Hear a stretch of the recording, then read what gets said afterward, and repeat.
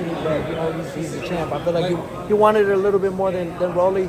When Rolly took his foot off the gas, Teo put his foot on the gas. So I mean, and the new baby. When you see that slit in his eye and the blood start coming down, I mean, what were you thinking as a fighter yourself when you're in that ring? What are you thinking? Right. I mean, look, Teo's been there before.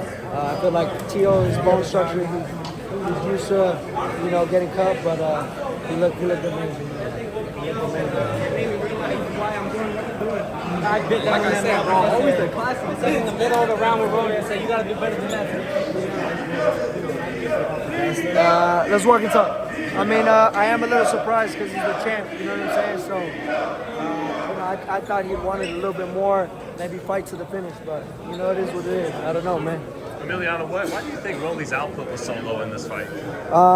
I think his heart got to him, man. I saw him before the last round, in the 11th round, tell him, I love you and this and that. Like, bro, you can save that for the 12th round. I mean, don't get me wrong.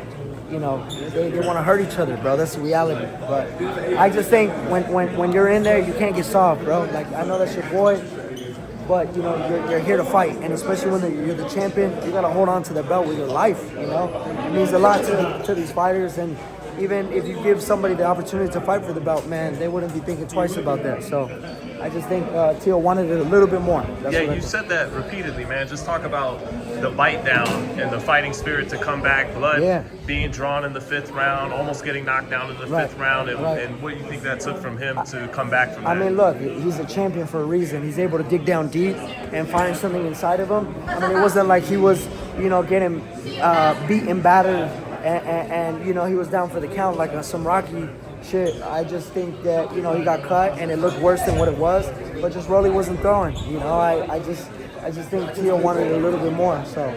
When Teo kept pressing forward and taking chances like he does with his hands down a lot, he doesn't keep his hands up. Were you nervous for him when he kept doing that? I know that's his fighting style, but I just didn't want him to get caught with anything stupid. Rolly's is very awkward, and sometimes an awkward fighter, his timing could make you get hit with certain shots that you don't usually get hit with. It's like, I know he's not better than me, but I'm getting caught with these shots. So that's sometimes what happens, man. Now the big fight in the division would be like him and Ryan Garcia. I see he's kicking it with Jamal Charlo right now, too. What would you think of that? I think that fight should be next. Yeah. I think that fight should be next. Depending on who wins, Conor Benn versus Ryan. Would you favor your man Teo to win that fight?